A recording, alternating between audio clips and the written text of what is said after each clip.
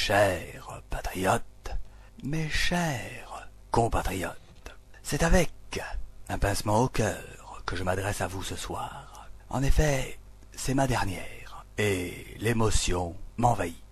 Et c'est pour cela, mes chers compatriotes, qu'en cette occasion, j'aimerais que nous fassions ensemble un bilan de mon séjour présidentiel à l'Élysée.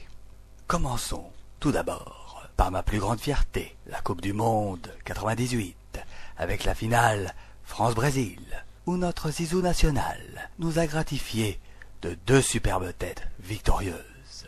Il a, certes, récidivé en 2006, mais peut-on le blâmer d'avoir voulu mater ce rassis? Désormais, Zidane est à la retraite, tout comme le porte-avions Clémenceau. D'ailleurs, je tenais à vous en tenir informé. Il va bien. Il est parti, dernièrement s'aérer l'amiante en mer, et là il est à Brest. Il prend l'air de la Bretagne, ça peut pas lui faire de mal. Comme vous le savez, la France est un pays fort, de par ses origines, sa culture, ses convictions. La France se doit de venir en aide aux opprimés, de lutter contre les injustices politiques ou sociales. Et c'est ce que nous avons fait en tenant tête à Bush.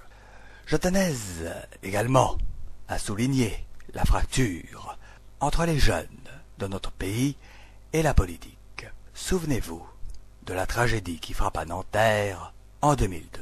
Un jeune débarque en plein conseil municipal et tira sur tout ce qui bouge.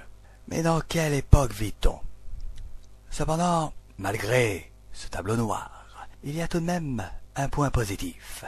Cela prouve qu'en France, il y avait, parmi les jeunes, au moins un d'entre eux qui s'intéressait à la politique.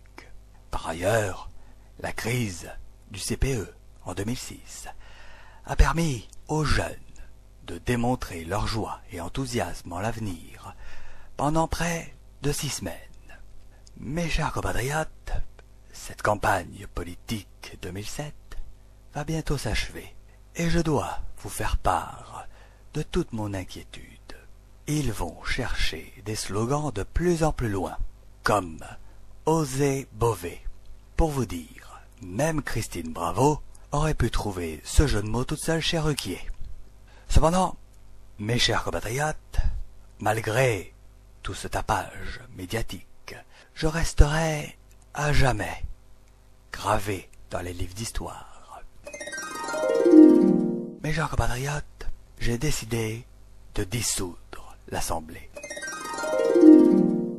Mes chers compatriotes, dois-je vous rappeler également que je suis le premier président français africain élu à 82%.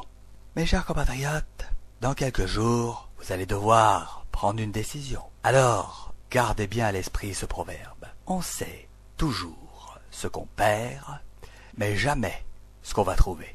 Sur ce, vive les mollusques, vive Diams, et vive la France!